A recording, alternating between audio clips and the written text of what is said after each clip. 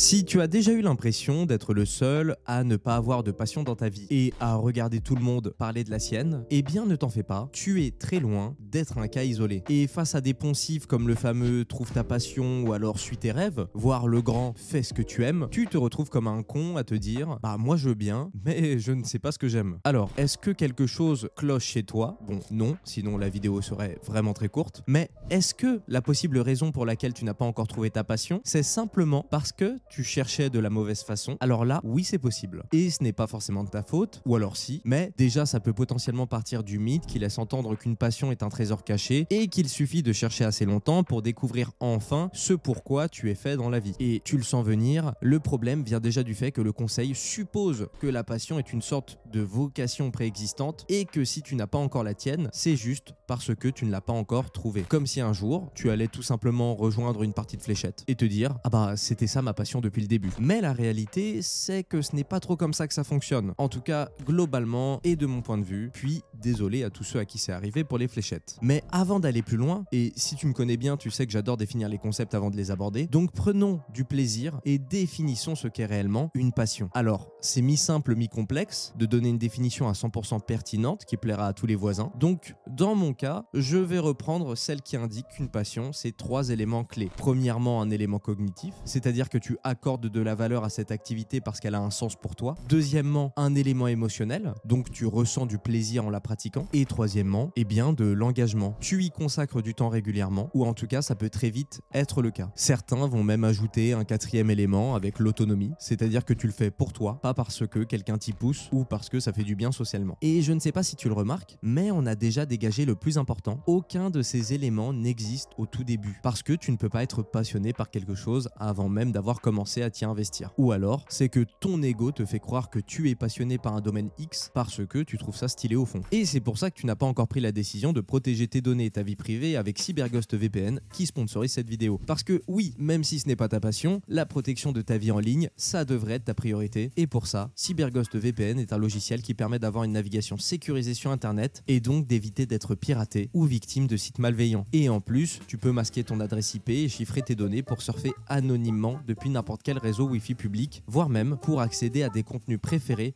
disponibles sur des plateformes de streaming partout à travers le monde. Avec tout ça, CyberGhost VPN c'est disponible sur 7 appareils simultanément et c'est aussi 38 millions d'utilisateurs et d'excellents avis sur Trustpilot. Puis on n'oublie pas que le service client est disponible en français tout le temps, tout ça avec 83% de réduction et les 4 premiers mois offerts avant de partir sur un abonnement de 2 petits euros par mois. Et tout ça avec une garantie satisfait ou remboursé sous 45 jours. Alors clique sur le lien en description pour naviguer en toute sécurité avec CyberGhost VPN. Bon, en tout cas pour revenir à nos passions, si on va du côté de la science ou en tout cas des quelques études liées au sujet, les résultats sont plutôt clairs. La passion n'est pas quelque chose que tu trouves, c'est quelque chose que tu développes. Et ça notamment par la persévérance et aussi bien après, la maîtrise. Pose-toi cette question. À quand remonte la dernière fois où tu étais passionné par quelque chose que tu faisais vraiment mal? Probablement jamais. Parce que la passion, ce n'est pas juste aimer quelque chose. C'est le fait de se sentir compétent, engagé et investi dans ce qu'on fait. Mais à nouveau, ça ne veut pas dire qu'il faut être né petit génie dans son domaine. Mais que plus tu développes tes compétences au fur et à mesure, et plus ton activité devient satisfaisante. Et plus elle devient satisfaisante, et plus tu veux continuer. Et c'est comme ça que la vraie passion grandit avec le temps. Et c'est pour ça que l'idée même de trouver sa passion est dangereuse. Ou en tout cas, ne fait pas tant de sens que ça. Elle pousse à croire qu'on doit ressentir une sorte de motivation immédiate avant même de commencer à exercer dans un domaine. Et quand il n'y a pas la motivation, eh bien souvent c'est l'abandon. Du coup, tu l'as compris, entre l'école, suivre sa passion et l'autre, développer sa passion, je suis plutôt partisan de la deuxième équipe. Parce que la passion ne précède pas l'action, c'est l'action qui crée la passion. Mais maintenant que c'est dit, pourquoi a-t-on quand même l'impression que tout le monde autour de nous a déjà trouvé la sienne? Pourquoi certains semblent savoir exactement ce qu'ils veulent faire, alors que d'autres se sentent complètement perdus? La réponse est simple, on nous a menti.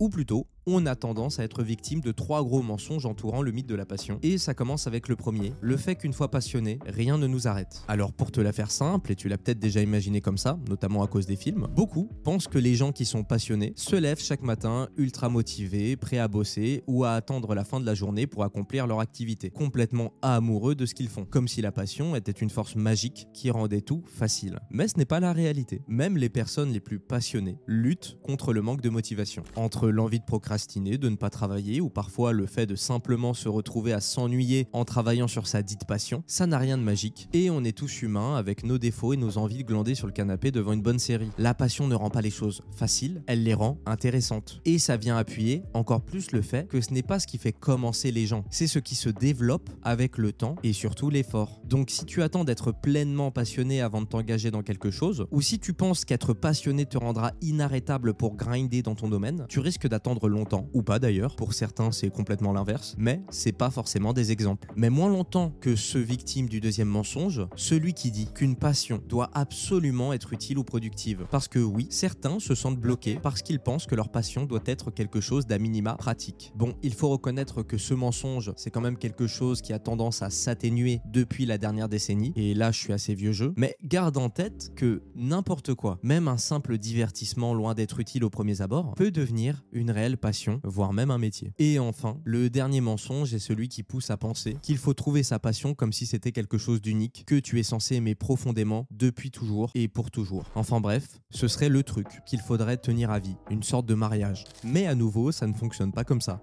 Une passion, ça évolue avec le temps, ça peut changer, se transformer et se modeler selon les moments de ta vie. Si tu regardes du côté des choses que tu aimais il y a quelques années, est-ce que c'est exactement ce qui te passionne aujourd'hui? Probablement pas. Et c'est normal, parce que la passion, ce n'est pas une case fixe dans laquelle tu dois rentrer. C'est un processus en mouvement. Et si tu cherches absolument à te définir par une seule passion bien précise, tu risques surtout de te fermer des portes. Alors, au lieu d'essayer d'identifier la chose qui te définit, commence plutôt à explorer ce qui te stimule en ce moment. Bref, pour être encore plus synthétique, une passion, ce n'est pas une destination, c'est un chemin. Et une fois que tu as fait abstraction de ces mensonges et que tu les as identifiés, bon, je me sens comme un gosse de te dire que c'est des mensonges, donc on va appeler ça des mythes ou biais, enfin bref, et bah tu arrêtes d'attendre de trouver ta passion ou de procrastiner en espérant qu'elle te tombe dessus. Et quand tu arrêtes d'attendre, tu commences enfin à agir, ce qui nous amène à la vraie question. Si la passion n'est pas quelque chose que tu trouves, alors comment la développer? Eh bien, c'est ce qu'on va voir maintenant, avec ce que j'appelle la méthode en triangle. Bon, en fait, c'est 3 étapes, mais je voulais pas être trop répétitif vu qu'on a parlé avant de 3 mensonges, enfin bref. La première étape de la méthode répond au premier mensonge, c'est-à-dire n'attends pas de découvrir ce que tu aimes pour te lancer et garde en tête que l'action vient en premier, la passion vient ensuite. Autrement dit, tu ne peux pas savoir si quelque chose te passionne avant d'avoir essayé, voire d'avoir essayé plusieurs fois. Si t'aimes la littérature, écris. Si t'aimes les vidéos, fais des vidéos. Enfin bref, le but ce n'est pas de trouver directement ton truc, le but c'est d'explorer et de voir ce qui te donne envie de continuer. Et oui, ça a l'air chiant, bienvenue dans le jeu de la vie. Et une autre façon d'explorer ce qui te donnera envie de continuer et d'aborder la chose sous l'angle de la résolution de problèmes. Et ça, c'est la méthode 2. Parfois, pour trouver ce qu'on aime, il faut trouver ce qu'on aime résoudre ou le sens qu'on aime apporter derrière. Et pour ça, tu peux utiliser un entonnoir classique pour commencer à trier les secteurs qui pourraient te plaire. Si tu aimes aider les autres, ça pourrait te mener, je ne sais pas, à une forme d'enseignement, au coaching ou à la création de contenu. Si t'aimes les cartes graphiques, ça peut te mener à du coding. Si t'aimes divertir, à tenter de faire de la scène, de l'humour, je ne sais pas, enfin, etc.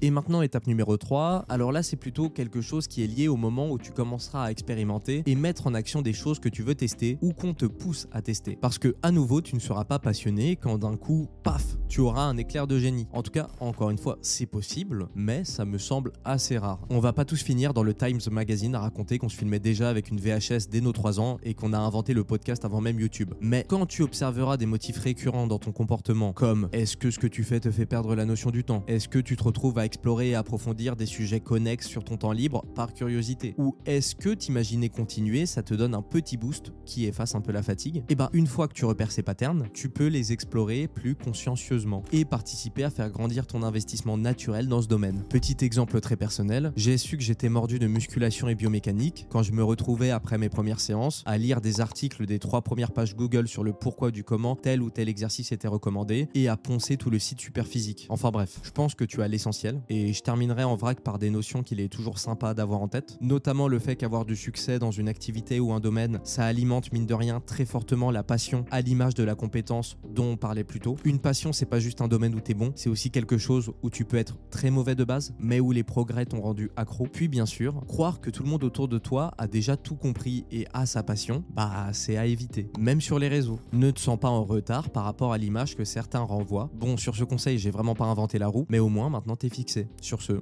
salut.